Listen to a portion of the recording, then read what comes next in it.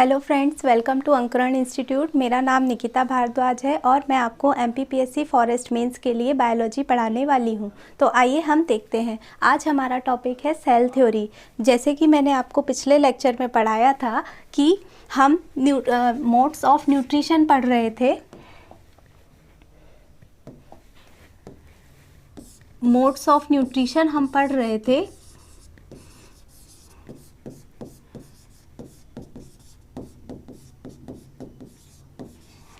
हमने सबसे पहले न्यूट्रिशन को पढ़ा, जो कि हमारे पहली जो यूनिट 8 है उसकी पहली हेडिंग थी एनिमल न्यूट्रिशन। तो उसमें हमने न्यूट्रिशन को पढ़ा, न्यूट्रिएंट्स को पढ़ा, फिर टाइप्स ऑफ न्यूट्रिशन इनटेक पढ़ा। अब हम मोड्स ऑफ न्यूट्रिशन पढ़े। फिर उसमें हमने ये देखा कि दो तरह के न्यूट्रिशन थे।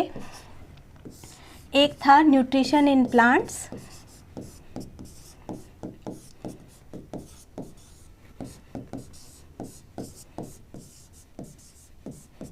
और दूसरा था न्यूट्रिशन इन एनिमल्स।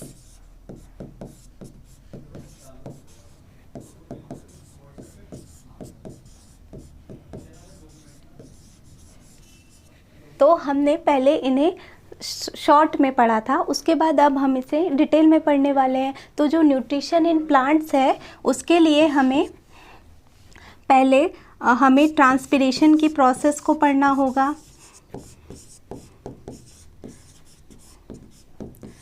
ट्रांसलोकेशन या फिर ट्रांसपोर्ट ऑफ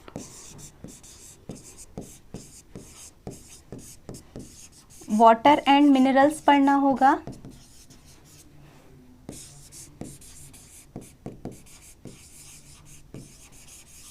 और फिर लास्ट में हम पढ़ेंगे फोटोसिंथेसिस की प्रोसेस।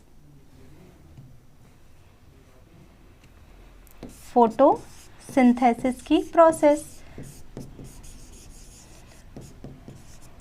तो हमें सबसे पहले ट्रांसपिरेशन और transport of water and minerals पढ़ना होगा। तो इसको जानने से पहले हमें प्लांट टिश्यू को समझना होगा। प्लांट टिश्यू को समझने से पहले हमें सेल को पढ़ना पड़ेगा। तो वही आज हमारा टॉपिक है कि हम सबसे पहले प्लांट सेल्स को डिटेल में पढ़ेंगे, फिर उसके बाद उसमें हम transport of water and other nutrients जैसे कि नाइट्रोजन, अदर जो भी न्यूट्रिएंट्स हैं उनको हम पहले ट्रांसपोर्ट करवाएंगे। फिर हम ट्रांसपिरेशन का प्रोसेस पढ़ेंगे, फिर हम फोटोसिंथेसिस का प्रोसेस पढ़ेंगे। तो इस तरह से हमारा लेक्चर प्लान आगे बढ़ेगा। तो इसे समझने से पहले हमें समझना होगा कि सेल थ्योरी क्या होती है, यानी कि जो प्लांट सेल है वो कैसे होता है। तो सबसे पहले हम देखते हैं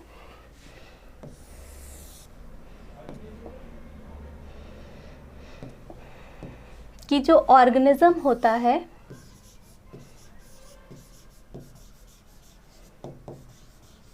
ऑर्गेनिज्म यानी कोई भी लिविंग ऑर्गेनिज्म, जैसे हमने पहली क्लास में डिस्कस किया था कि वो कुछ कैरेक्टरिस्टिक शो करेगा जिसके बाद हम उसे लिविंग या नॉन लिविंग डिक्लेयर कर देंगे।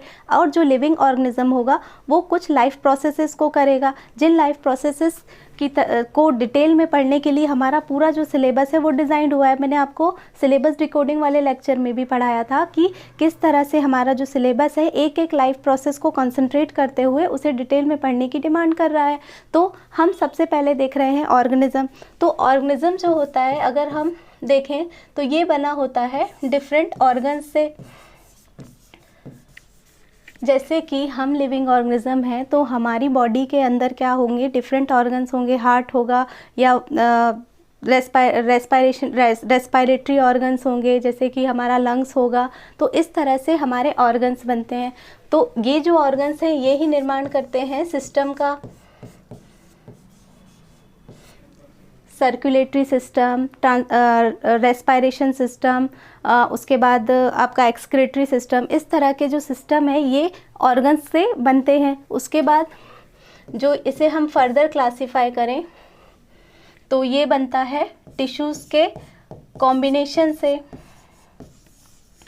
जैसे ही टिश्यूज़ जो हैं कंबाइन करते हैं किसी स्पेसिफिक काम को करने के लिए, अपने आप को चेंजेस करते हैं, यानी कि उस अपने आप में इस तरह से परिवर्तन लाते हैं कि वो किसी स्पेसिफाइड वर्क को कर सके, तो वो एक टिश्यू का स्ट्रक्चर बनता है। जैसे ब्लड है जो वो कनेक्टिव टिश्यूज़ है, यानी कि उसका काम है सारे जो न्यूट्रिएंट्स हैं उनको पूरी बॉडी में फ़्लो कराना। तो इस तरह से हार्ट के टिश्यू होते हैं, जो भी ऑर्गन्स हैं उन वो उसके अंदर पर्टिकुलरली डिज़ाइंड यानी कि स्पेसिफिक या स्पेसिफाइड वर्क को करने के लिए टिश्यूज़ होते हैं। तो उसके बाद हो गए किडनी के टिश्यूज़, स्टमक के टिश्यूज़, इस तरह से हम देख सकते हैं। तो इस तरह से जो ऑर्गेनिज्म है वो ऑर्गन्स और सिस्टम से बनता है, और जो ऑर्गन्स हैं वो टिश्यूज़ से बनते हैं, और टिश्यूज़ जो हैं वो बनते हैं सेल्स से, और सेल्स जो हैं अगर हम उसे फर्दर क्लासीफाई करें तो वो बनते हैं सेल ऑर्गेनेल से।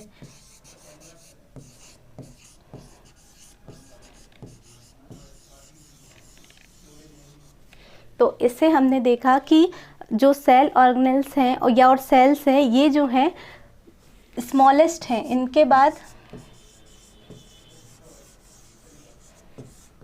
हम लिविंग ऑर्गेनिज्म में ऑर्गेनिक चीज़ों को क्लासिफाई नहीं कर सकते। इसके बाद जो भी होगा कंपाउंड होगा, ऑर्गेनिक जो भी होंगे वो इनऑर्गेनिक मॉलिक्यूल से बने होंगे। तो जो सेल है ये स्मॉलेस्ट लिविंग यूनिट है हमारी बॉडी की।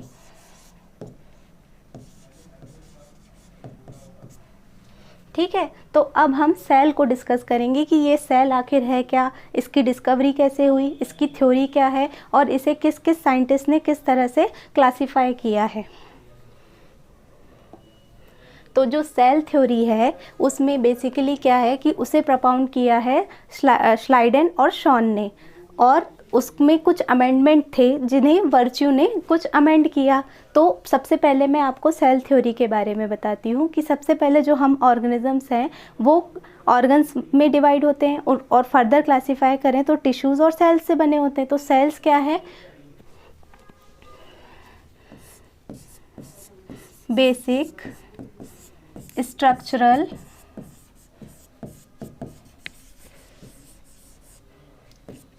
फंक्शनल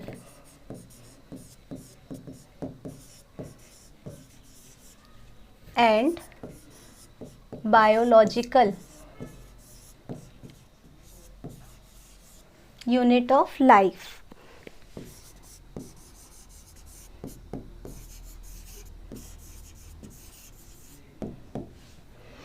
तो जो सेल हैं वो सबसे बेसिक हैं, यानी कि सबसे कम, सबसे स्मॉलेस्ट हैं। इसके बाद हम अपने बॉडी में ऑर्गेनिक जो भी है उसे क्लासिफाई नहीं कर सकते। तो जो सेल हैं वो बेसिक हैं, सबसे छोटे हैं, स्ट्रक्चरल हैं, वो हमारी बॉडी का स्ट्रक्चर का निर्माण करते हैं, फंक्शनल हैं, कुछ कार्य करते हैं, जैसे लाइफ प्रोसेसेस को करने के लिए इनका बहुत इम्पॉर्टेंट रोल होता है। वैसे ये बायोलॉजिकल हैं, ये किसी भी लिविंग ऑर्गेनिज्म में ही पाए जाएंगे। नॉन लिविंग ऑर्गेनिज्म में जब हम उन्हें देखते हैं तो हम एटम, मॉलिक्यूल इस तरह से देखते हैं, लेकिन जब लिविंग ऑर्गेनिज्म में देखेंगे तो बायोलॉजिकल यूनिट को हम उसे कहेंगे। तो ये क्या करते हैं? हेल्प्स इन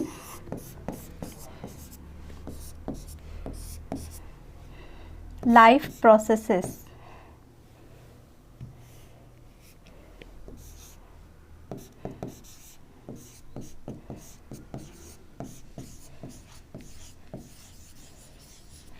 जो भी लाइफ प्रोसेस है, जैसे कि डाइजेशन हो गया, रेस्पायरेशन हो गया, एनर्जी का जनरेशन हो गया, प्रोटीन का फॉर्मेशन हो गया, वो सारी लाइफ प्रोसेसेस जो हैं उनको करने के लिए जो सबसे छोटे मॉलिक्यूल्स हैं वो ये सेल्स ही हैं जो उसमें काम करते हैं, फंक्शनल हैं, फंक्शनिंग करते हैं। उसके बाद वो सिंथेसाइज करते हैं, उसके बाद उसको तोड़ने का काम करते हैं, और जो वेस्ट मटेरियल है उसे बाहर निकालने का काम भी यही करते हैं। तो सेल जो हैं हमारी बॉडी के लिए सबसे इम्पॉर्टेंट पार्टिकल्स हैं। अब जो सेल थ्योरी है, सेल थ्योरी को हम अगर समझें तो सेल थ्योरी क्या है? सेल थ्योरी में जो श्लाइडन एंड शॉन हैं उन्होंने क्या कहा? उन्होंने ये कहा कि जो सेल है वो बेसिक यूनिट ऑफ लाइफ है। बेसिक यूनिट ऑफ लाइफ है।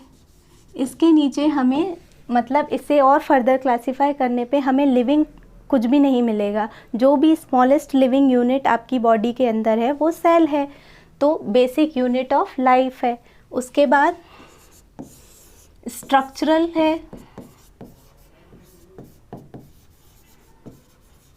फंक्शनल है, फंक्शनिंग करती है, इसका मतलब ये कुछ ना कुछ फंक्शंस करती रहती है। जैसे कि आप देखेंगे कि सेल ऑर्गेनेल में जो माइटोकॉन्ड्रिया है वो आपका पावर हाउस है, यानी कि वो आपको एनर्जी जनरेट करता है।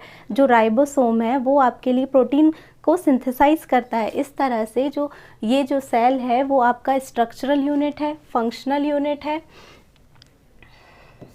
बायोलॉजिकल यूनिट है।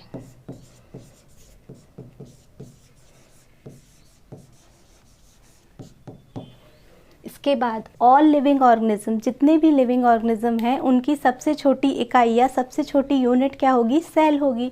तो ऑल लिविंग ऑर्गेनिजम्स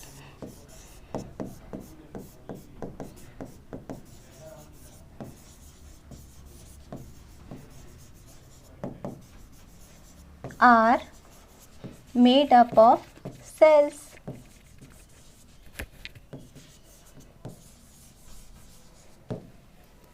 इसके बाद जो सेल्स हैं वो क्या होते हैं? वो आपकी बिल्डिंग ब्लॉक्स हैं। मतलब जैसे आपका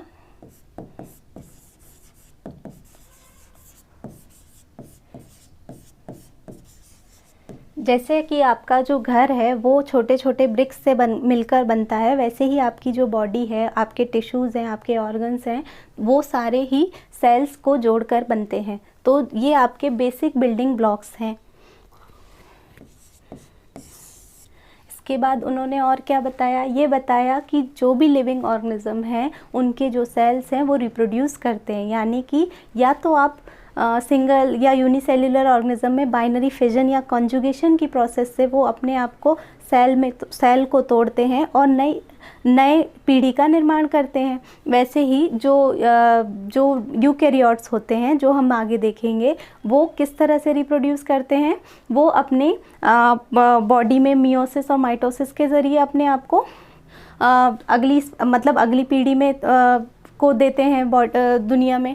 तो इस तरह से ये रिप्रोड्यूस करते हैं।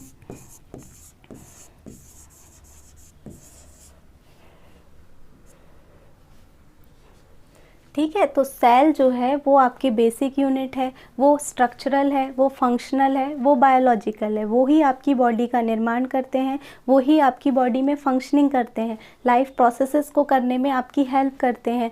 ऑल लिविंग ऑर्गेनिज्म जो हैं वो सेल से बने होते हैं। उसके बाद ये आपके बेसिक बिल्डिंग ब्लॉक्स हैं।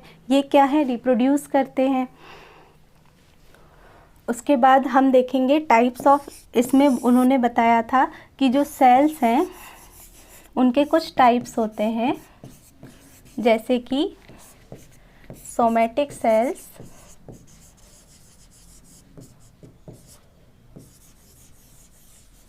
और जर्म सेल्स। जो सोमैटिक सेल्स होते हैं वो आपकी बॉडी का निर्माण करते हैं। आपकी स्किन जो है वो सोमैटिक सेल्स के डिवीज़न से बनती है, तो वो आपके बॉडी स्ट्रक्चर को बनाते हैं। तो ये क्या है? Body formation.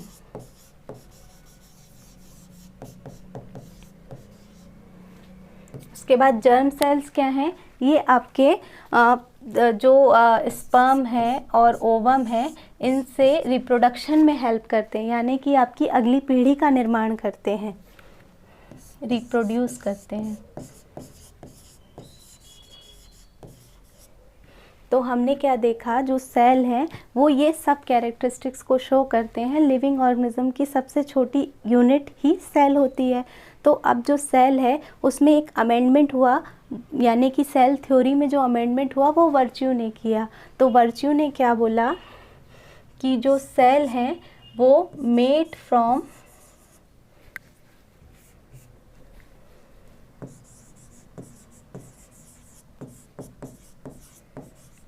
Existing cells.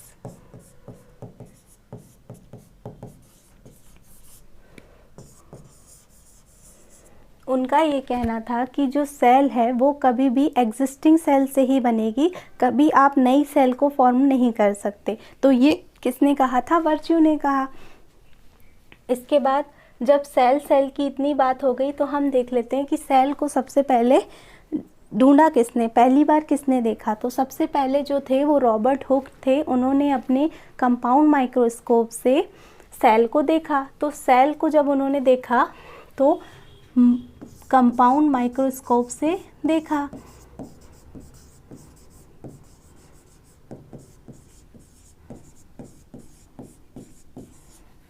और काय में देखा? बॉटल कॉर्क में देखा।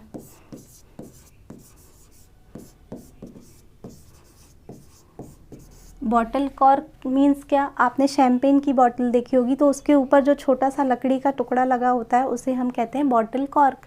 तो ये जो था नॉन लिविंग था, मतलब उन्होंने जिस सेल को देखा वो नॉन लिविंग था। इस तरह से उन्होंने जब माइक्रोस्कोप के नीचे उस बॉटल कॉर्क को रखा तो उन्होंने देखा कि इस तरह से ये जो रूम्स के फॉर्म बने हुए हैं, ये इन्हें उन्होंने सेल्स कहा। यानी कि इसको आप फर्दर क्लासीफाई नहीं कर सकते। जब उन्होंने देखा कि अरे ये तो रूम्स की तरह दिखाई दे रहे हैं, तो इन्हें उन्होंने सेल का नाम दे दिया। तो इससे हमें एक और बात पता चली कि जो सेल्स हैं वो माइक्रोस्कोपिक एलिमेंट्स हैं, यानी कि उन्हें देखना नेकेड आई से पॉसिबल नहीं है, माइक्रोस्कोपिक हैं।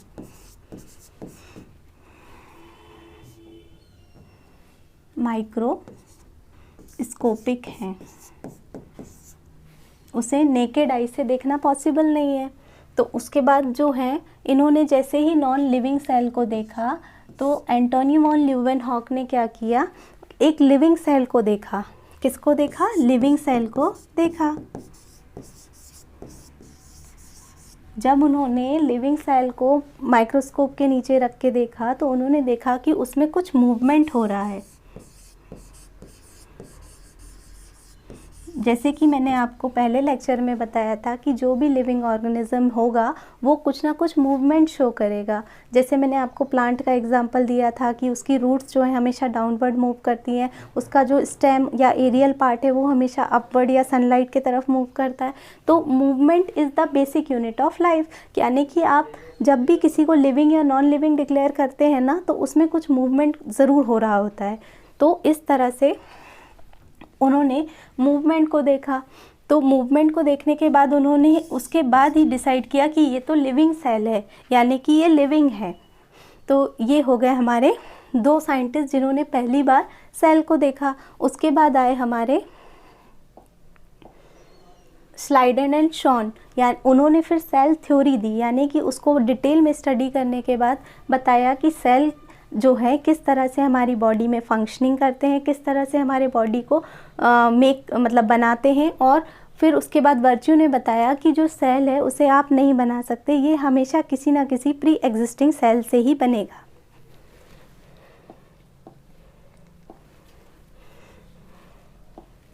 इसके बाद रॉबर्ट ब्राउन ने क्या किया? जो रॉबर्ट ब्राउन है, इन्होंने कहा कि जो सेल्स हैं डिस्क्राइब्ड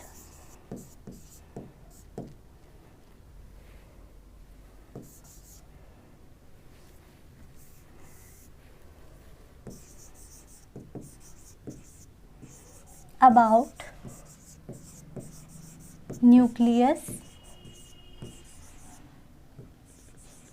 present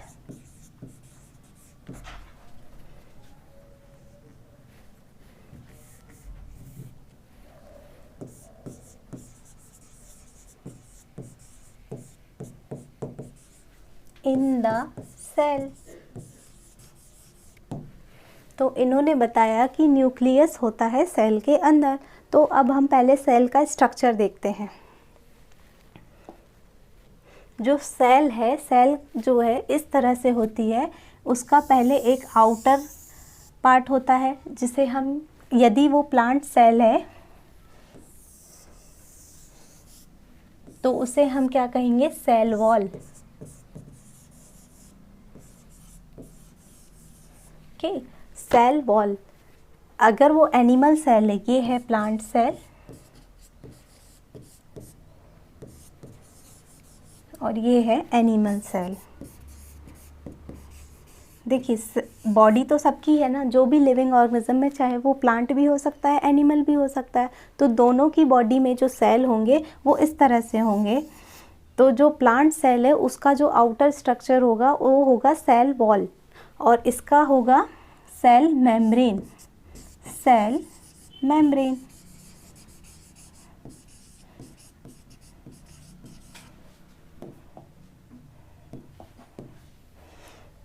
अब इसमें भी एक सेल मेम्ब्रेन होगी, ये जो है सेल मेम्ब्रेन।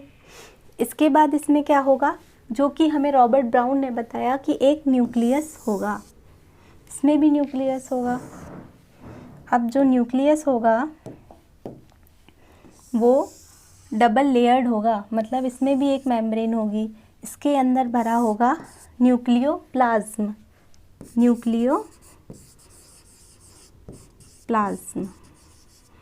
न्यूक्लियोप्लाज्म क्या होता है, न्यूक्लियोप्लाज्म वो होता है जो न्यूक्लियस के अंदर भरा हुआ एक फ्लूइड मटेरियल होता है, जिसके अंदर जो न्यूक्लियस के जो भी ऑर्गेनेल्स हैं यानी कि न्यूक्लियोइड्स हैं वो उसमें तैर रहे होते हैं एक लिक्विड या फ्लूइड में, तो इसके अंदर होता है न्यूक्लियोप्लाज्म। फिर यहाँ पर कुछ स्ट्रक्चर्स होते हैं जिन्हें हम पढ़ेंगे कि डीएनए होता है, आरएनए होता है, या न्यूक्लियोइड्स होते हैं, या उसमें क्रोमेटिन होता है, हिस्टोन प्रोटीन होता है, ये हम देखेंगे आगे चल के।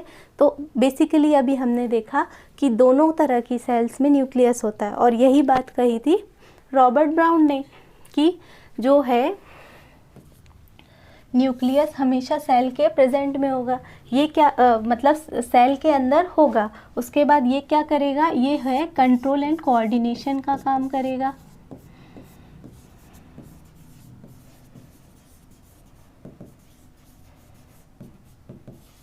इसके बाद ये रिप्रोडक्शन में भाग लेगा।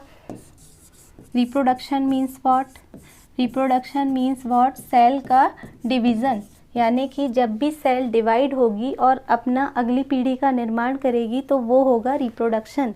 तो जो रिप्रोडक्शन है उसमें जो है जर्म सेल पार्टिसिपेट करते हैं। मैंने अभी बताया कि जो जर्म सेल हैं, जैसे कि आप एनिमल सेल में देखेंगे, एनिमल सेल में यानी कि हमारे में स्पर्म और ओवम होते हैं,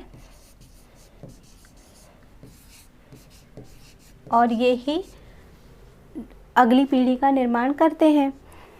वैसे ही प्लांट सेल में किस तरह से होगा, प्लांट सेल में होंगे कुछ पॉलन ग्रेन्स,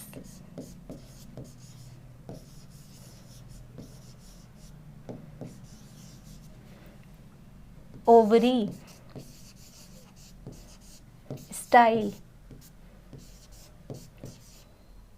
इस तरह के कुछ जो ऑर्गन्स हैं वो प्लांट सेल में जर्म सेल की तरह काम करेंगे और अगली पीढ़ी का निर्माण करेंगे। यानी कि किसका फॉर्म करेंगे, सीड का, जिससे मतलब पहले फ्रूट का फॉर्म करेंगे और फ्रूट के अंदर होगा सीड। तो फ्रूट के अंदर जो सीड होगा वो ही क्या होगा, अगले जो पीढ़ी है उसके लिए जर्मिनेशन करेगा। जर्मिनेशन करने के बाद उसमें से वही पौधा, उसी स्पीसीज़ का पौधा फिर से निकल कर आ जाएगा। तो ये है हमारा रॉबर्ट ब्राउन का दिया हुआ न्यूक्लियस। और न्यूक्लियस में हमने देखा कि रिप्रोडक्शन होता है, कंट्रोल एंड कोऑर्डिनेशन होता है, और भी बहुत सारी चीज़ें होती है। जैसे इसमें होता है डीएनए, आरएनए, जिन्हें हम क्या कहते हैं, जेनेटिक मटेरियल। ये हम देखेंगे, इससे हम देखेंगे रिप्रोडक्शन वाले टॉपिक में कि किस तरह से जेनेटिक मटेरियल जो होता है वो आपके हेरिडिटरी कैरेक्टर्स को एक पीढ़ी से अगली पीढ़ी में पहुंचाता है। वैसे ही उसमें हो सकता है, यदि वो यूकैरियोटिक सेल है, मतलब हम बता रहे हैं अभी कि यूकैरियोटिक सेल और प्रोकैरियोटिक सेल क्या होती है, तो उसमें होगा एक हिस्टोन प्रोटीन,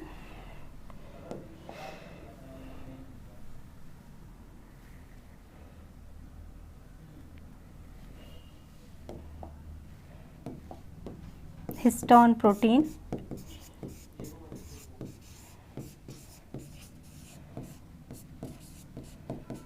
फिर जब रिप्रोडक्शन का टाइम आएगा तो उसमें क्रोमेटिन होगा, क्रोमेटिड होंगे, सेंट्रोसोम्स होंगे, ये सब हम देखेंगे। तो अभी हमने क्या देखा कि रॉबर्ट ब्राउन जो है उन्होंने बताया कि जो सेल है उसके अंदर न्यूक्लियस प्रेजेंट होता है। तो न्यूक्लियस में क्या होता है, कंट्रोल एंड कोऑर्डिनेशन होता है, रिप्रोडक्शन होता है, डीएनए आरएनए जैसे कुछ मटेरियल्स होते हैं जिन्हें हम जेनेटिक मटेरियल्स कहते हैं। ये क्या करते हैं, ये अपने अंदर कुछ हेरिडिटरी इन्फॉर्मेशन को स्टोर करके रखते हैं in the form of genetic code. उसके बाद हमने देखा हिस्टोन प्रोटीन होता है। ये हम देखेंगे कि किस तरह से जो डीएनए है वो हिस्टोन प्रोटीन में लपटा हुआ रहता है, और जब रिप्रोडक्शन की बारी आती है तो वो किस तरह से डिवाइड होता है ये हम देखेंगे। जर्म सेल क्या होती है, एनिमल सेल में जो होते हैं स्पर्म और ओवम होते हैं, प्लांट सेल में पॉलन ग्रेन्स होते हैं। इसको हटा देते हैं, ये जर्म सेल नहीं है, ठीक है। तो इस तरह से हमने देखा रॉबर्ट ब्राउन को। इसके बाद हमने सेल स्ट्रक्चर देखा। सेल स्ट्रक्चर में ये मैंने प्लांट सेल बताया और ये बताया मैंने एनिमल सेल। तो प्लांट सेल जो है सेल वॉल और सेल मेम्ब्रेन होती हैं उसमें। एक तरह से ये क्या होती है, ये एक तरह की जाली नुमा संरचना होती है।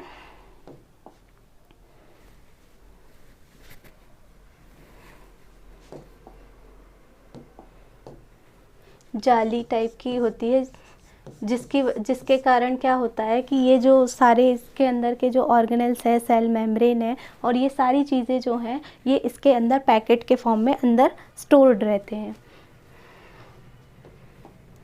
इसके बाद हम सेल ऑर्गेनेल्स को डिस्कस करेंगे। जैसे कि हमारी जो ये सेल है ये खाली नहीं है, इसके अंदर कुछ माइटोकॉन्ड्रियाज हैं, कुछ राइबोसोम्स हैं, एंडोप्लाज्मिक रेटिकुलम है, गोल्जी बॉडी है, उसके बाद लाइसोसोम्स हैं।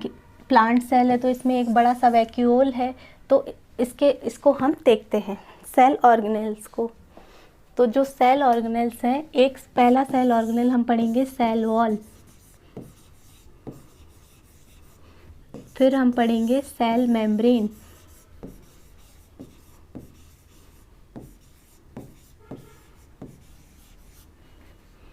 इसके बाद हम पढ़ेंगे माइटोकॉन्ड्रिया,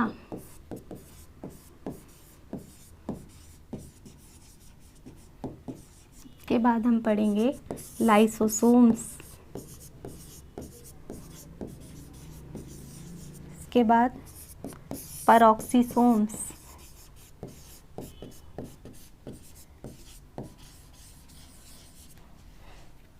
यदि हम प्लांट सेल को पढ़ेंगे तो उसमें हम देखेंगे वैक्यूल,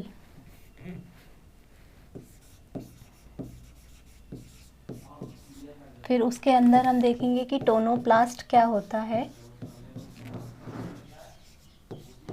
फिर हम देखेंगे प्रोटोप्लाज्म, प्रोटोप्लाज्म क्या होता है,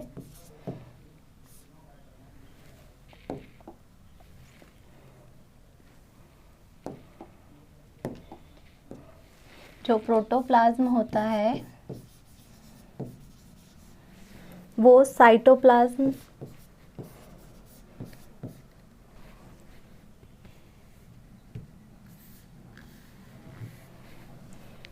साइटोप्लाज्म और न्यूक्लियोप्लाज्म से मिलकर बनता है।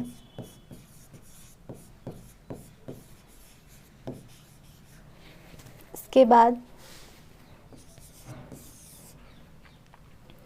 हम देखेंगे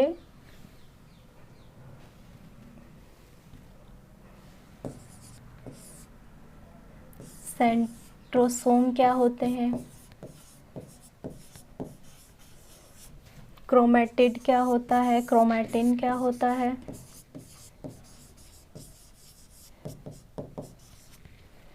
फिर डीएनए आरएनए क्या होते हैं,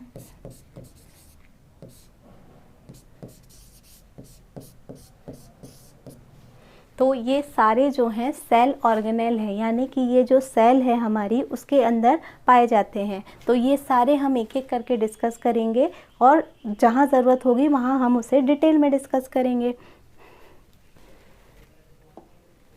तो ये है हमारा सेल का स्ट्रक्चर जो मैंने आपको डिस्कस किया। ये है एनिमल सेल, और ये है प्लांट सेल।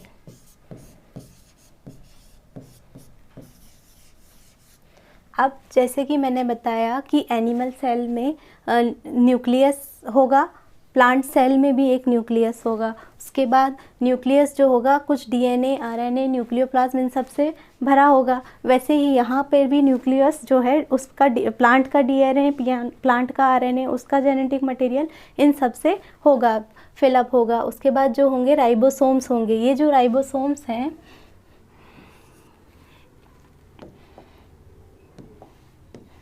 ये क्या होते हैं, इन्हें हम कोशिका यानी कि सेल की प्रोटीन फैक्ट्री कहते हैं। यानी कि ये क्या होते हैं, ये जो हैं मैंने जो पिछले में बताया था, ये जो है एंडोप्लाज्मिक रेटिकुलम। एंडोप्लाज्मिक रेटिकुलम क्या होता है, एक रास्ता होता है न्यूक्लियस से सेल की बाहरी दीवारों तक, एक तरह का ऐसा स्ट्रक्चर होता है। इसे हम डिटेल में देखेंगे। इस तरह से एक स्ट्रक्चर होता है जो सेल के न्यूक्लियस से सेल की बाहरी मेम्ब्रेन, मतलब सेल मेम्ब्रेन तक, बाहर तक का रास्ता होता है, जिसके अंदर कुछ राइबोसोम्स लगे होते हैं। तो जब इसमें राइबोसोम्स लगे होते हैं तो इसे हम रफ एंडोप्लाज्मिक रेटिकुलम कहते हैं। तो जो ये राइबोसोम्स हैं ये क्या करते हैं, ये करते हैं प्रोटीन का निर्माण। प्रोटीन का निर्माण करते हैं तो ही जब भी आपकी बॉडी में जो डीएनए है, आरएनए है, ये क्या होता है, एक तरह की लिस्ट रखा होता है जिसमें होते हैं प्रोटीन निर्माण की प्रक्रिया के बारे में लिखा होता है। तो जो प्रोटीन है वो जब राइबोसोम उसका निर्माण करता है या बनाता है तो उसी प्रोटीन को कंज्यूम करके जो ये सेल है वो प्रॉपर फंक्शनिंग कर पाता है। तो जो ये राइबोसोम्स हैं ये प्रोटीन को सिंथेसाइज करने के लिए होते हैं।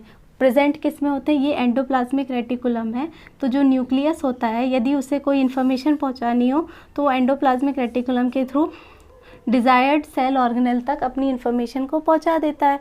फिर ये जो है ये गोल्जी बॉडी हैं, इनको डिस्कवरी कैमिलो गोल्जी ने की थी, इसलिए इनका नाम गोल्जी बॉडी है। तो जो गोल्जी बॉडी है ये एक तरह से ट्रैफिक कंट्रोलर का काम करते हैं।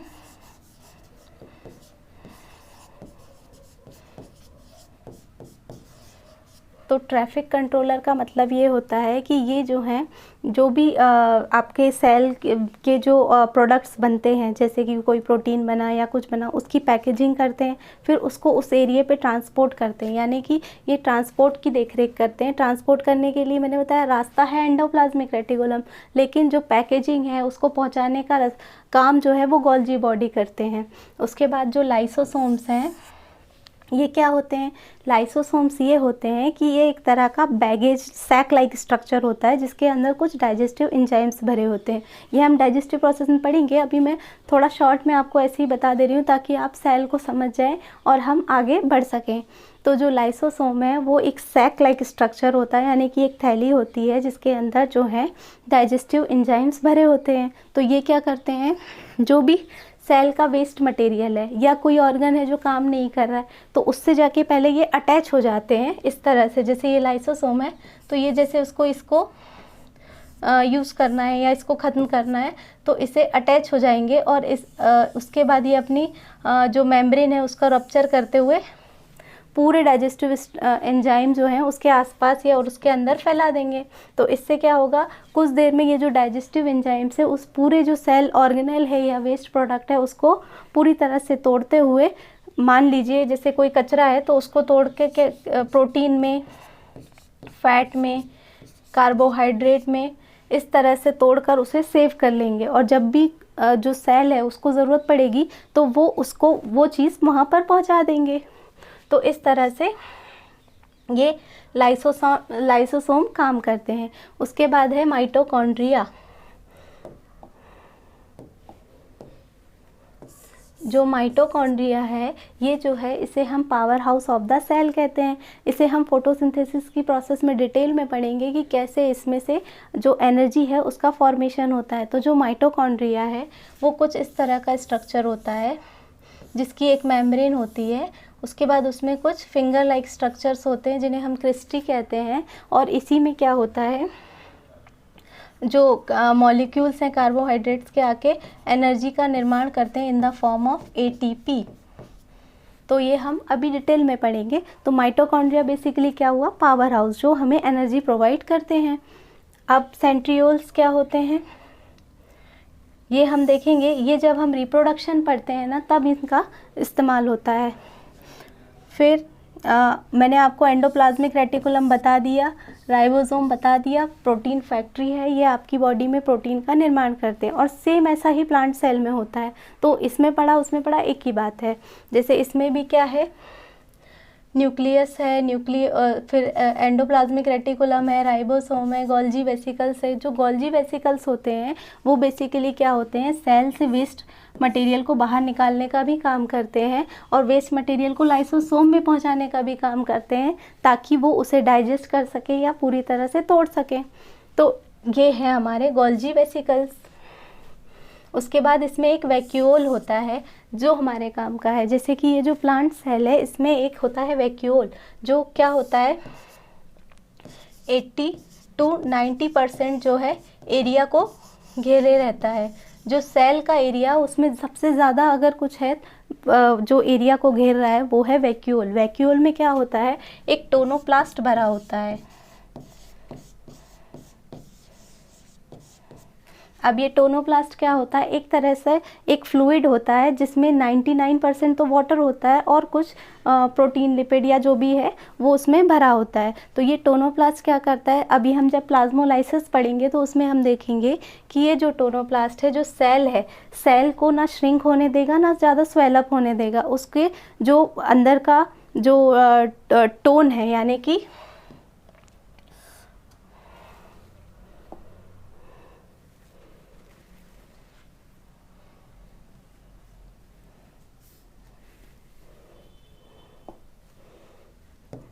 सेल का जो कंसंट्रेशन है, किसका, कंसंट्रेशन ऑफ सॉल्यूट और सॉल्वेंट का, वो बैलेंस करने के लिए टोनोप्लास्ट यूज़ होता है। तो ये है हमारा प्लांट सेल।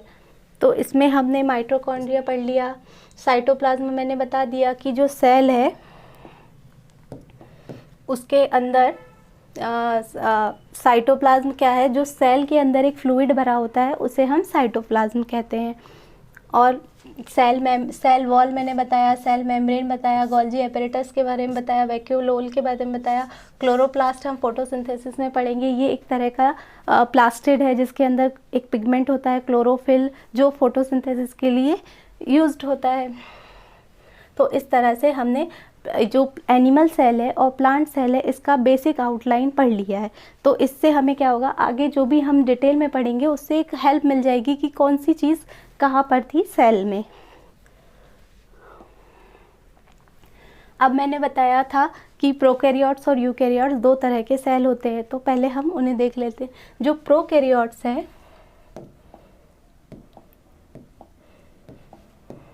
जो प्रोकैरियोट्स हैं इसका मतलब होता है पुराना, यानी कि, और ये है सेल। तो जो सेल है वो अंडर डेवलप्ड है।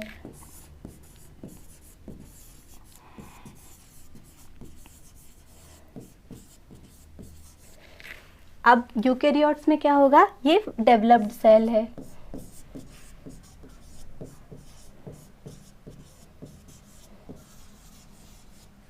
ये एक अंडर डेवलप्ड सेल है और ये एक डेवलप्ड सेल है। तो अंडर डेवलप्ड सेल का स्ट्रक्चर क्या होगा कि इसका जो न्यूक्लियस होगा, न्यूक्लियस जो होगा वो फुल्ली डेवलप्ड नहीं होगा, वो भी अंडर डेवलप्ड होगा।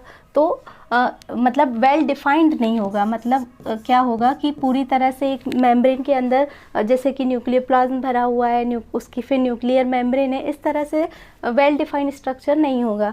तो ये वेल डिफाइंड नहीं होगा, नॉट वेल डिफाइंड, ठीक है। और इसका क्या होगा न्यूक्लियस, ये होगा well defined. Well defined nucleus का मतलब क्या होता है कि एक न्यूक्लियर मेम्ब्रेन होगी, उसके अंदर एक और मेम्ब्रेन होगी, उसमें होगा न्यूक्लियोप्लाज्म, उसके अंदर होगा डीएनए, आरएनए, और ये सब स्ट्रक्चर जो है फुल्ली डेवलप्ड स्टेज में होगा, अपने करेक्ट फॉर्म में होगा। इसके बाद प्रोकैरियोट्स जो होते हैं वो क्या होते हैं, छोटे होते हैं। अब जो चीज़ डेवलप्ड हुई नहीं वो बहुत छोटे साइज़ की होती है। तो जो साइज़ है वो 0.1 से 0.5 माइक्रोमीटर तक हो सकता है। और इसका क्या साइज़ होगा, इसका साइज़ होगा 1/200 माइक्रोमीटर। अब जो प्रोकैरियोट्स हैं ये हम कैसे ऑर्गेनिजम्स में देख सकते हैं। जो प्रोकैरियोटिक ऑर्गेनिजम्स होते हैं वो होते हैं साइनोबैक्टीरिया,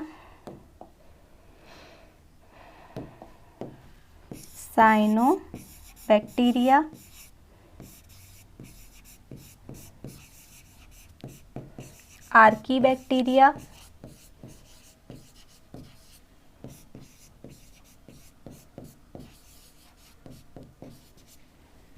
साइनोबैक्टीरिया, आर्कीबैक्टीरिया जो हैं वो कुछ प्रोकैरियोट्स हैं।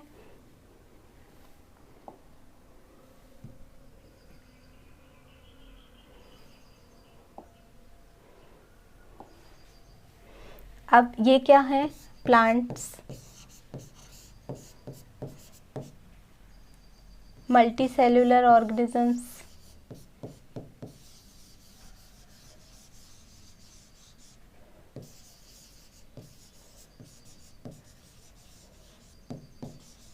फंजाई।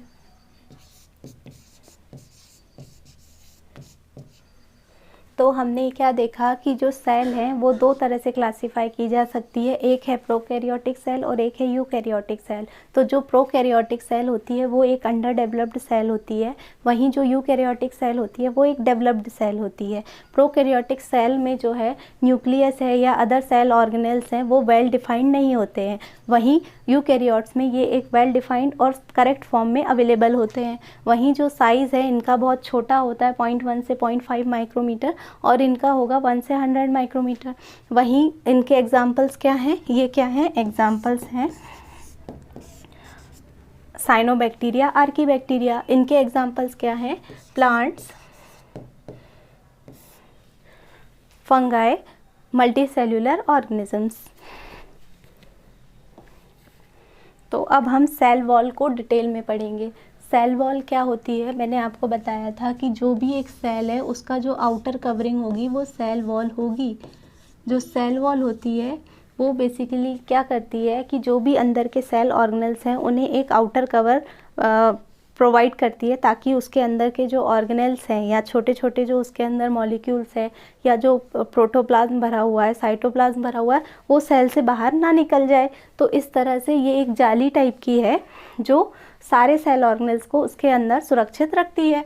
तो ये इसके कैरेक्टरिस्टिक्स क्या होंगे, सबसे पहले ये जो है बनी कैसे होती है। तो जो सेल वॉल है वो प्लांट्स में सेल्यूलोज की बनी होती है, लिग्निन की बनी होती है, मतलब 90% तो ये सेल्यूलोज की बनी होती है, प्लस इसमें कुछ होते हैं लिग्निन, पैक्टिन और वैक्स। रेस्ट जो है बाकी 99% तो सेल्यूलोज का बना होता है, बचा हुआ लिग्निन, पैक्टिन और वैक्स का होता है। उसके बाद जो फंजाई है, जो कवक है, इसकी जो सेल वॉल है वो बनी होती है काइटिन की। किसकी, काइटिन की। इसके बाद जो आपका ब्लू ग्रीन एल्गी है या साइनोबैक्टीरिया है, उसका जो सेल वॉल है वो बनी होती है पेप्टिडोग्लाइकेन की।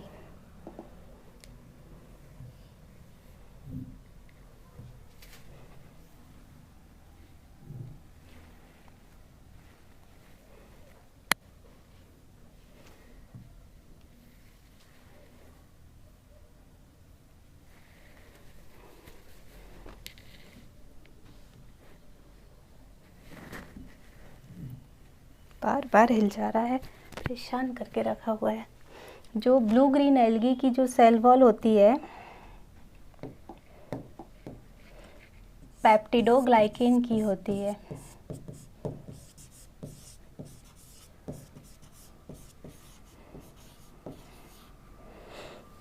अब सेल वॉल के कुछ कैरेक्टरिस्टिक्स होते हैं, जैसे कि ये जो है ये फुल्ली परमिएबल होती है। अब नहीं हिलना। ये जो होती है फुल्ली परमिएबल होती है।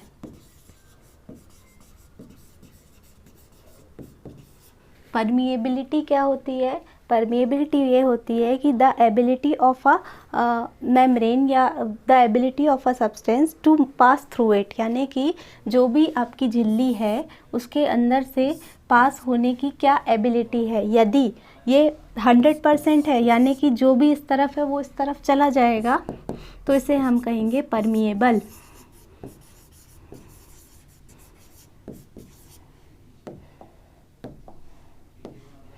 परमिएबल। तो ये हमारी क्या हो गई? Cell wall. वैसे ही यदि ये 50% है, मान लीजिए लेट ये 50% है, तो इसे हम क्या कहेंगे?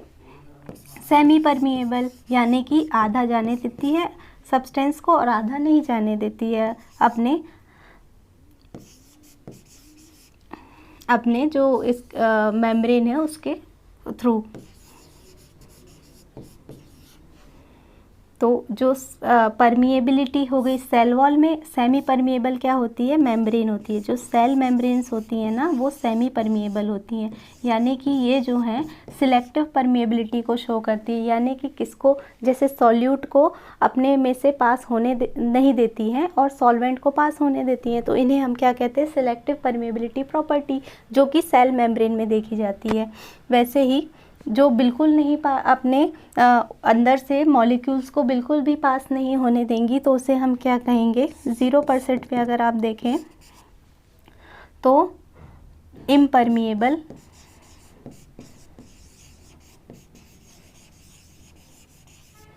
अब इम्परमिएबल कौन होगा? ये होगी क्यूटिकल लेयर। अब मैं आपको क्यूटिकल लेयर के बारे में समझाती हूँ कि ये क्या होती है। जैसे कि आपने कोई पत्ती देखी होगी या कोई लीफ देखी होगी, तो उसके अपर बॉडी और लोअर बॉडी में क्या होता है? एक वैक्स लाइक आपको सब्सटेंस मिलेगा, जिस वजह से क्या होता है, जब भी आप पत्ती के ऊपर पानी डालते हैं तो वो सीधा बह जाता है, वो अपने अंदर पास नहीं होने देती। जैसे आपने धनिया पत्ती या कोरिएंडर लीव्स को पानी के अंदर भिगोया तो वो क्या होता है? पूरा गल जाता है। तो उससे क्या हुआ? उसने अपने अंदर पार कर दिया, यानी कि उसकी जो क्यूटिकल लेयर थी, वैक्सी लेयर थी, आउटर लेयर थी, उसने पानी को अंदर जाने दिया, जिससे उसकी पत्तियां पूरी गल गई, सड़ गई, ख़राब हो गई। तो इससे क्या होता है कि जो भी प्लांट्स होते हैं उनकी जो लीव्स हैं उनके आउटर और बिलो, मतलब ये जो लीफ है उसके सरफेस पे एक क्यूटिकल लेयर पाई जाती है, जिससे क्या होता है? उसे वो पानी को अपने अंदर पास नहीं होने देती, यानी कि वो एक इम्परमिएबल लेयर है। ये इम्परमिएबल लेयर है क्यूटिकल लेयर। ये मैंने जैसे आपको मैं आगे बताऊंगी कि लीफ के डायग्राम में जो अपर है वो क्यूटिकल लेयर होती है, उसके बाद इधर पे होता है अपर एपिडर्मिस, फिर यहाँ पे स्पॉन्जी मेसोफिल्स, फिर यहाँ लोअर एपिडर्मिस, फिर यहाँ पे फिर से क्यूटिकल लेयर होती है। तो इससे क्या होता है कि जो प्लांट है वो जैसे ही उस पर पानी गिरता है तो वो सारा का सारा सरफेस से रन ऑफ हो जाता है, उस पर इकट्ठा नहीं होता है। पानी अगर इकट्ठा होगा तो वो जो लीफ है वो सड़ जाएगी या ख़राब हो जाएगी। तो इस तरह से हमने क्या देखा? सेल वॉल के बारे में। अब जो सेल वॉल है, यहाँ पर एक शब्द आया सेल्यूलोज, सेल्यूलोज की बनी होती है। जैसे कि हमने देखा कि हम फॉरेस्ट्री मेंस के लिए पढ़ रहे हैं, तो हमें जो प्लांट स्ट्रक्चर है या प्लांट के बारे में जितनी भी चीज़ें उसे डिटेल में पढ़ना होगा, क्योंकि क्वेश्चन पेपर जो है आपका ऑब्जेक्टिव है, तो वो कहीं से भी पूछ सकता है कि सेल्यूलोज क्या होता है, या सेल वॉल जो है वो प्लांट्स की किससे बनी होती है? सेल्यूलोज से बनी होती है। फंगी की सेल वॉल किससे बनी होती है? काइटिन से बनी होती है। ये क्वेश्चन आ सकता है आपको कि ब्लू ग्रीन एल्गी या साइनोबैक्टीरिया की सेल वॉल जो है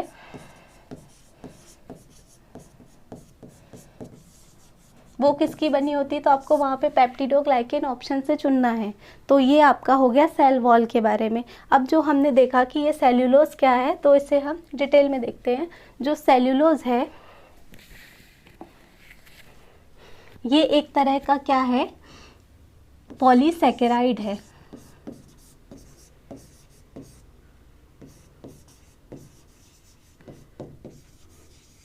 पॉलीसैकेराइड मतलब क्या होता है? पॉलीसैकेराइड मतलब होता है शुगर।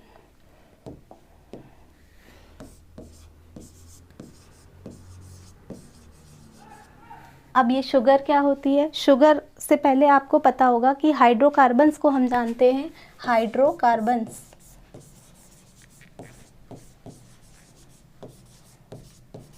जो हाइड्रोकार्बन्स होते हैं, हमने केमिस्ट्री में पढ़ा हुआ है कि कार्बन, हाइड्रोजन और ऑक्सीजन के कॉम्बिनेशन या मॉलिक्यूल्स होते हैं। तो यदि जब इनका रेशो 1:2:1 के फॉर्म में होगा तो इन्हें हम कहेंगे शुगर्स। और शुगर्स भी कोई एक ही नहीं होती है, हज़ारों टाइप की होती है, जिसे हम कहते हैं पॉलीसेकेराइड। तो जो शुगर है उसे हम कार्बोहाइड्रेट,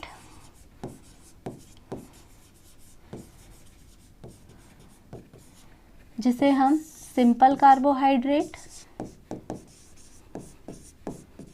और कॉम्प्लेक्स कार्बोहाइड्रेट में क्लासिफाई कर सकते हैं।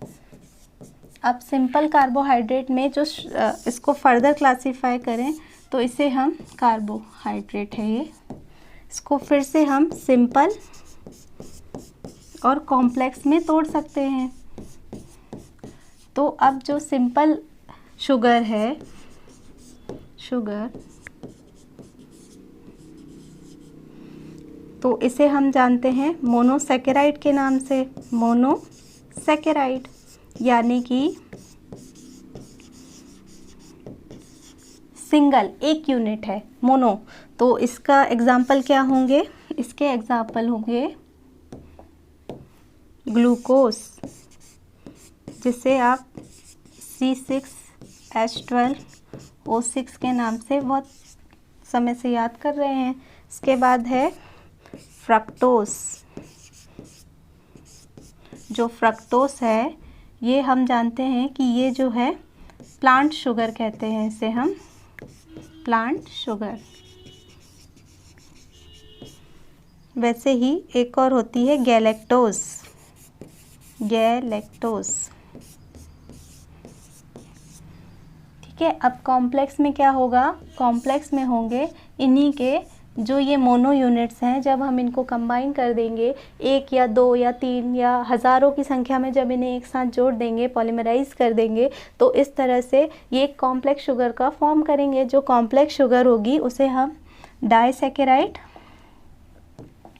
यदि दो मोनो यूनिट्स हैं तो उसे हम क्या कहेंगे? डाइसैकेराइड।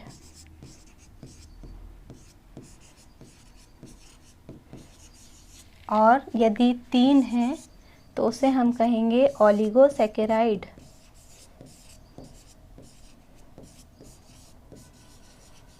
और इससे भी ज़्यादा हैं तो उसे हम, जो सेल्यूलोज है उसे कहते हैं हम पॉलीसैकेराइड।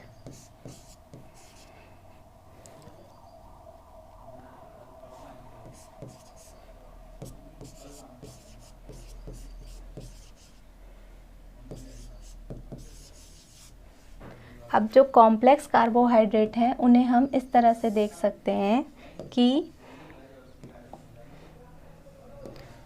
मतलब कॉम्प्लेक्स कार्बोहाइड्रेट को हम प्लांट के उसमें देख सकते हैं और एनिमल्स के बेसिस पे देख सकते हैं। अब जो प्लांट में जो कार्बोहाइड्रेट्स जो स्टोर होते हैं उसे हम कहते हैं स्टार्च और सेल्यूलोज। और जो एनिमल्स हैं उनमें स्टोर होता है ये ग्लाइकोजन के फॉर्म में। ठीक है, तो ये हो गया हमारा पूरा क्लासिफिकेशन। तो अब हमने देखा कि सेल्यूलोज क्या है। तो जो सेल्यूलोज है वो है 1000 से भी ज़्यादा मोनो यूनिट्स का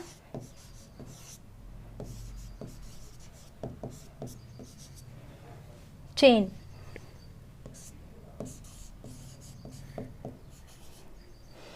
जो सेल्यूलोज है वो 1000 से भी ज़्यादा मोनो यूनिट्स की चेन होगी, जिसे हम सेल वॉल, जिससे हमारी प्लांट की सेल वॉल बनी होगी। तो इसे और देखते हैं। जैसे मैंने आपको डाइसैकेराइड के बारे में पढ़ाया,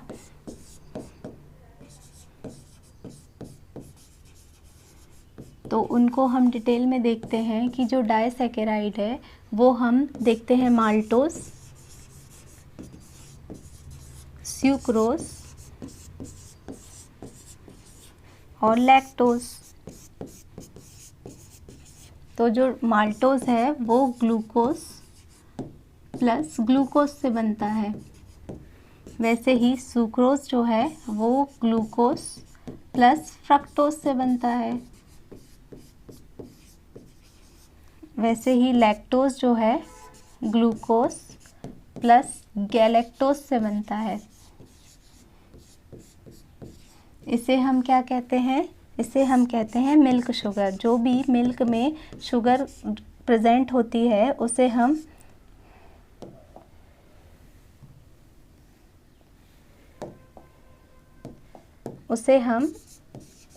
लैक्टोज कहते हैं। वैसे ही हम सेल्यूलोज के बारे में और डिस्कस करें तो सेल्यूलोज को मैंने बताया कि ये एक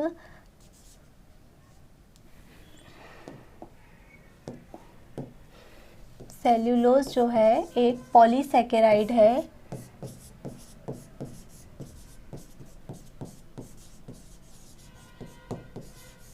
और ये सबसे ज़्यादा अबंडेंट मॉलिक्यूल है जो पृथ्वी पर प्रेजेंट है, यानी कि अर्थ का अबंडेंट मॉलिक्यूल है, earth's abundant molecule.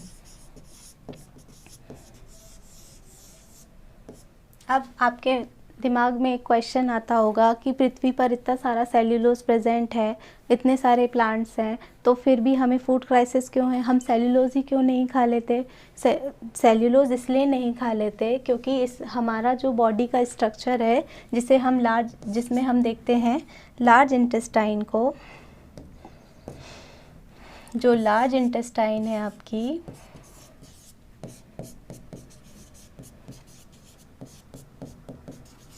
Large intestine किससे बनी होती है?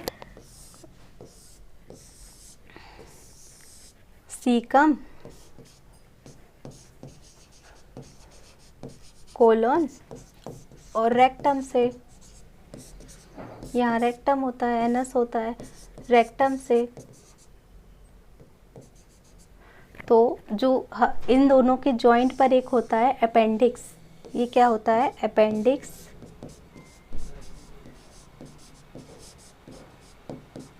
जो आपकी कोलन होती है ना, इसमें कुछ बैक्टीरियाज प्रेजेंट होते हैं जो हमारे फूड को डाइजेस्ट करते हैं और एब्जॉर्प्शन को आसान बनाते हैं। और जो अपेंडिक्स है ये हमारा एक वेस्टिजियल ऑर्गन है, यानी कि ये हमारी ऐसा ऑर्गन है जो हमें अब इस्तेमाल में नहीं आता। जैसे हमारा विजडम टीथ अब हमारे इस्तेमाल से बाहर है, जैसे हमारा जो कैनाइन टूथ्स हैं वो भी हमारे अभी एक तरह से उस काम में नहीं आते हैं जिस काम में उनके लिए उनकी जो स्ट्रक्चर है वो बनाया हुआ है।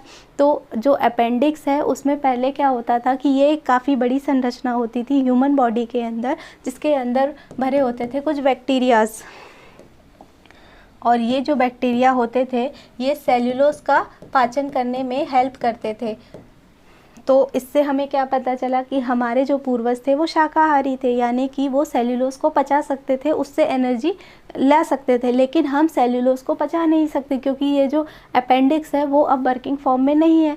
तो हमें सेल्यूलोज से क्या मिलते हैं? सिर्फ फाइबर्स मिलते हैं, एनर्जी नहीं मिलती है।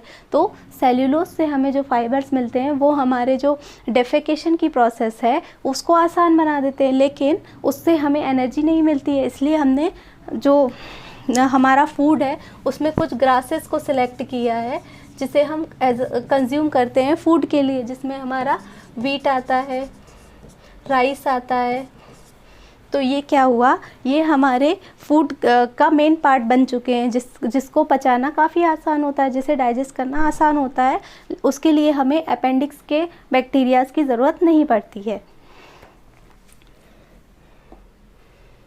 तो अब हमने सेल्यूलोज देख लिया, अब सेल मेम्ब्रेन को हम देख लेते हैं। तो जो सेल मेम्ब्रेन है वो क्या होती है? मैंने पिछले में बताया कि ये एक सेमी परमिएबल मेम्ब्रेन है, सेमी परमिएबल मेम्ब्रेन है।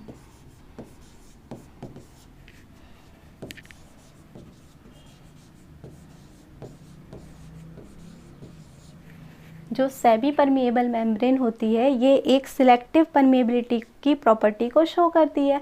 सिलेक्टिव परमिएबिलिटी की प्रॉपर्टी क्या होती है? सिलेक्टिव परमिएबिलिटी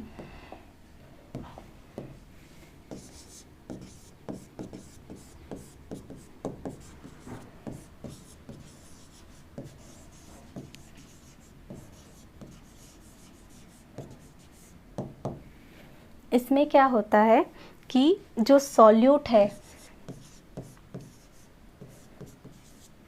हम केमिस्ट्री में पढ़ते हैं कि एक होता है सॉल्यूट और एक होता है सॉल्वेंट।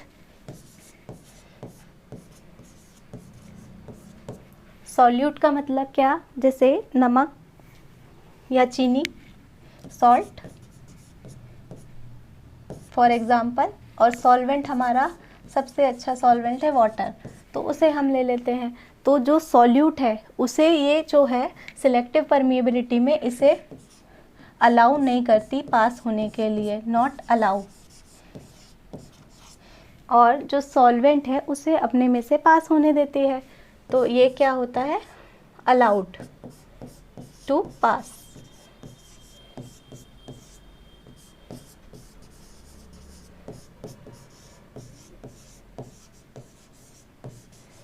तो हमने क्या देखा कि जो सेल मेम्ब्रेन है वो, अब हमने जैसे कि हमने स्ट्रक्चर पढ़ा था सेल का, तो सबसे पहले थी प्लांट सेल में सेल वॉल, इसके अंदर था सेल मेम्ब्रेन।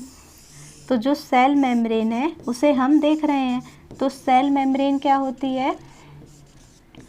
सेल मेम्ब्रेन एक तरह से हमारे सेमी परमिएबल मेम्ब्रेन होती है। ये जो है सिलेक्टिव परमिएबिलिटी की प्रॉपर्टी को शो करती है, जिसमें क्या होता है जो सॉल्यूट पार्टिकल्स है वो अपने में से पास नहीं होने देती है, जो सॉल्वेंट पार्टिकल्स है उन्हें अपने में से पास होने देती है। तभी तो हम आगे देखेंगे कि कैसे जब आप एक सेल को, या चना हो गया आपका, जो छोले हो गए, इनको आप फुलाते हैं, मटर हो गए, मटर के दाने हो गए, इन्हें जब आप पानी के अंदर डालते हैं तो ये स्वेलअप हो जाती है, टर्जिड हो जाती है। ये जो है ये हम इसी वजह से देखते हैं, क्योंकि ये जो सेल मेम्ब्रेन है ये अपने सॉल्यूट को बाहर नहीं आने देती लेकिन सॉल्वेंट को पास होने देती है।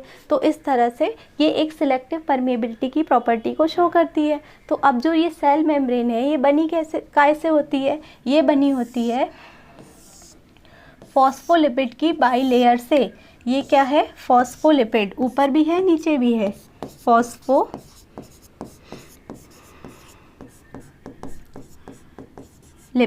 फॉस्फोलिपिड क्या होता है? ये एक जो फैटी सॉल्ट्स होते हैं या फैट मॉलिक्यूल्स होते हैं उनसे बना हुआ होता है फॉस्फोलिपिड। तो इससे क्या होता है, इसकी दो लेयर होती हैं, उनके बीच में होता है एक प्रोटीन, एक नहीं कई टाइप के प्रोटीन होते हैं, प्रोटीन। तो ये किस तरह से, इसकी एक चेन बनी होती है। जैसे कि मैं आपको बताऊं, जैसे ये आपके सेल के बाहरी कवरिंग है यानी कि सेल मेम्ब्रेन है, तो ये फॉस्फोलिपिड बाई लेयर की ऐसी कवरिंग बनाएगा जिसमें जो ये होगा इस तरह से कुछ यूनिट्स जो होंगे, ये जो होंगे इसमें प्रोटीन होंगे, प्रोटीन। तो इस तरह से आपकी सेल मेम्ब्रेन बनेगी। ऐसे इनको जोड़ के जो फॉस्फोलिपिड बाइलेयर और प्रोटीन का कॉम्बिनेशन है, इनको जोड़ कर ही हमारी सेल मेम्ब्रेन बनी होती है। तो इसका मैं आपको एक बेसिक स्ट्रक्चर दिखा देती हूँ। ये होता है, ये है हमारा फॉस्फोलिपिड की बाइलेयर, ये लेयर 1, ये लेयर 2।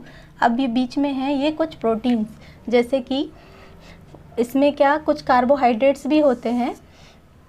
तो ग्लाइकोप्रोटीन है एक। फॉस्फोलिपिड में मैंने आपको बताया कि फैट और फैटी एसिड से बनी होती है, तो कोलेस्ट्रॉल उसका ही एक पार्टिकल है। इंटीग्रल प्रोटीन होते हैं कुछ। उसके बाद पेरीफेरल, इसकी पेरीफेरी में है इसलिए इन्हें पेरीफेरल प्रोटीन कहते हैं। Channel protein, alpha helix protein, तो इस तरह से ग्लोब्यूलर प्रोटीन। तो इस तरह से ये जो फॉस्फोलिपिड बाय लेयर है, तो जैसे दिख रहे होंगे आपकी, ये ग्लाइकोलिपिड और कोलेस्ट्रॉल मॉलिक्यूल से बनी है, यानी कि फैट से संबंधित कोई मॉलिक्यूल्स हैं उनसे बनी हुई है। तो ये जो है दो लेयर है, उसके बीच में प्रोटीन फंसा हुआ है, यानी कि प्रोटीन है, और यही जो है हमारी सेल मेम्ब्रेन बनेगी, जो हमने पिछले एग्जाम्पल में देखा। इस तरह से ये एक पूरा स्ट्रक्चर बनाएगी, जिसके अंदर हमारे जो सेल ऑर्गेनेल्स हैं, जिसमें साइटोप्लाज्म भरा हुआ है, वो इसके अंदर रहता है, और न्यूक्लियस है।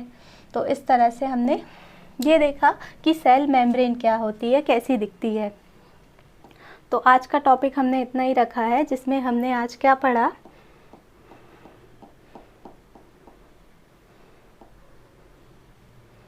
जिसमें हमने आज थ्योरी पढ़ा, सेल थ्योरी, यानी कि सेल के बारे में डिटेल में पढ़ा हमने। तो सेल थ्योरी में हमने क्या देखा कि रॉबर्ट ब्राउन ने क्या कहा, रॉबर्ट हुक ने क्या कहा, उसके बाद एंटोन वॉन ल्यूवेनहॉक ने क्या कहा, स्लाइडेन एंड शॉन ने किस तरह से सेल थ्योरी को प्रोपाउंड किया। इसके बाद हमने देखा कि जो सेल है वो बेसिक यूनिट ऑफ लाइफ है, स्ट्रक्चरल है, फंक्शनल है, सारे जो ऑर्गेनिज्म हैं उसी से बने हुए हैं, उसे ही जोड़कर पूरी बॉडी का निर्माण होता है। वही सबसे ज़्यादा, वही है जो सबसे छोटी ऑर्गेनिज्म है, जो फंक्शनिंग करती है हमारी बॉडी में, और माइक्रोस्कोपिक एलिमेंट है, उसे हम ऐसे ही नहीं देख सकते नेकेड आई से, उसे हमें देखने के लिए कंपाउंड माइक्रोस्कोप की ज़रूरत पड़ती है। फिर हमने ये देखा कि रॉबर्ट ब्राउन ने न्यूक्लियस के बारे में बताया, तो न्यूक्लियस के बारे में हमने डिटेल में देखा कि जो न्यूक्लियस होता है उसके अंदर रिप्रोडक्शन होता है, डीएनए होता है, जेनेटिक मटेरियल होता है, स्टोन प्रोटीन होता है। उसके बाद सेल स्ट्रक्चर हमने डिटेल में देखा कि इसके अंदर कुछ सेल ऑर्गेनेल्स होते हैं, इन्हें हम डिटेल में पढ़ेंगे। अभी हमने सिर्फ सेल वॉल और सेल मेम्ब्रेन को पढ़ा है, जो हमें ज़रूरी था। तो सेल ऑर्गेनेल हमने देखे कि ये इतने तरह के सेल ऑर्गेनेल्स होते हैं। फिर हमने सेल को देखा कि सेल किस तरह से हमारी बॉडी की दिखाई देती है। ये प्लांट सेल होती है, ये एनिमल सेल होती है। जो सेल वॉल है, इनको मैं बता दूंगी अगले लेक्चर में कि किस तरह, किन किन में प्रेजेंट होती है, किन किन में एब्सेंट होती है। अच्छा सुन लीजिए,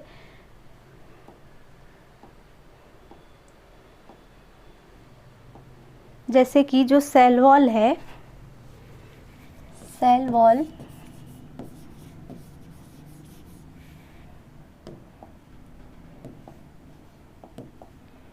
जो पहले आप ये सुनिए कि आर.एच. विटेकर जो थे, उन्होंने 1969 में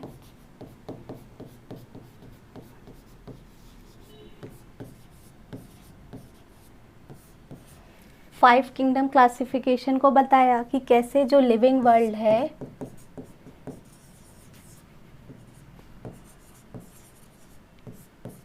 वो 5 किंगडम में बटा हुआ है, जिसमें होते हैं मोनेरा, प्रोटिस्टा,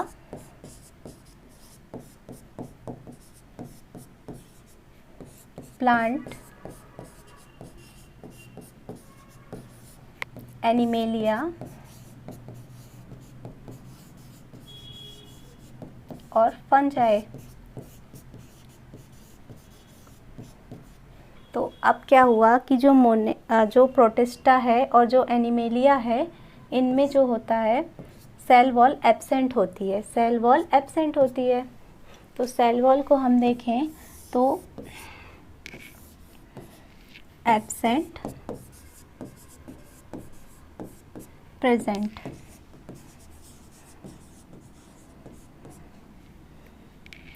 तो प्रेजेंट होती है ये मोनेरा में, फंजाई में और प्लांट में,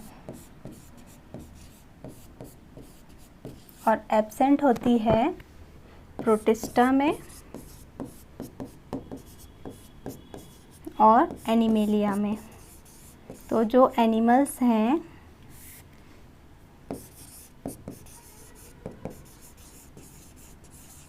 उनमें सेल वॉल एब्सेंट होती है, प्रोटिस्टा में सेल वॉल एब्सेंट होती है। तो यदि आपसे ये क्वेश्चन पूछा जाए कि सेल वॉल जो है सिर्फ प्लांट में प्रेजेंट होती है, तो नहीं, ये गलत आंसर है। क्यों? क्योंकि ये सिर्फ प्लांट में प्रेजेंट नहीं होती है, ये फंजाई में भी प्रेजेंट होती है और मोनेरा में भी प्रेजेंट होती है। तो इस तरह से हमने देखा कि हमारा जो ऑब्जेक्टिव पेपर है वो हमारे माइनस मार्किंग करा सकता है यदि उसमें ऐसा स्टेटमेंट आ जाए और उसे हम ट्रू मान लें। तो ट्रू तभी होगा जब वो बोलेंगे कि जो सेल वॉल है प्लांट में भी प्रेजेंट होती है, फंजाई में भी प्रेजेंट होती है, मोनेरा में भी प्रेजेंट होती है। तो ये हमने देखा सेल वॉल का जो बच गया था उसे हमने कंप्लीट कर लिया। तो ये हमने फिर रॉबर्ट हुक और एंटोनी वॉन ल्यूवेनहॉक के बारे में देखा था कि उन्होंने क्या सेल थ्योरी के बारे में किस तरह से पहली सेल को देखा था। इन्होंने नॉन लिविंग सेल को देखा था, इन्होंने लिविंग सेल को देखा था। फिर रॉबर्ट ब्राउन ने न्यूक्लियस के बारे में बताया था। फिर सेल स्ट्रक्चर को हमने डिटेल में देखा। फिर सेल ऑर्गेनेल को पढ़ा। सेल ऑर्गेनेल में हमने बेसिक ओवरव्यू ले लिया है, फिर हम डिटेल में उन्हें डाइजेस्टिव प्रोसेस और फोटोसिंथेसिस में एक एक सेल ऑर्गेनेल जो जो उस समय रिक्वायर्ड होगा उसे हम डिटेल में पढ़ेंगे। फिर टाइप्स ऑफ सेल हमने देखा, जिसमें हमने प्रोकैरियोटिक और यूकैरियोटिक सेल के बारे में पढ़ा। फिर हमने सेल वॉल के बारे में देखा कि ये किस तरह से परमिएबिलिटी को शो करती है, कितनी परमिएबल होती है, कितनी परमिएबल नहीं होती है। फिर हमने सेल्यूलोज और ग्लूकोज के बारे में देखा कि सेल्यूलोज और ग्लूकोज क्या होते हैं। फिर ये सेल मेम्ब्रेन को देखा हमने, सेल मेम्ब्रेन का स्ट्रक्चर हमने डिटेल में देखा। तो इस तरह से आज का हमारा लेक्चर ख़त्म होता है। तो अगले लेक्चर में हम इसके आगे कुछ टर्मिनोलॉजीज़ को पढ़ेंगे, जो भी आपकी यूनिट 1 में कुछ टर्मिनोलॉजी करके दिया हुआ है कि terminology used in nutrition process.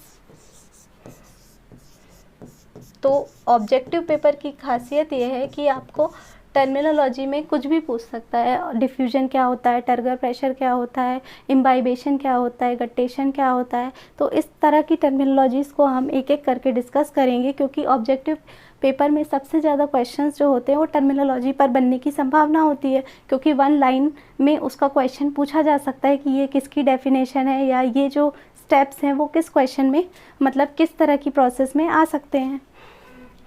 तो ये हम अगले लेक्चर में पढ़ेंगे। Okay, thank you.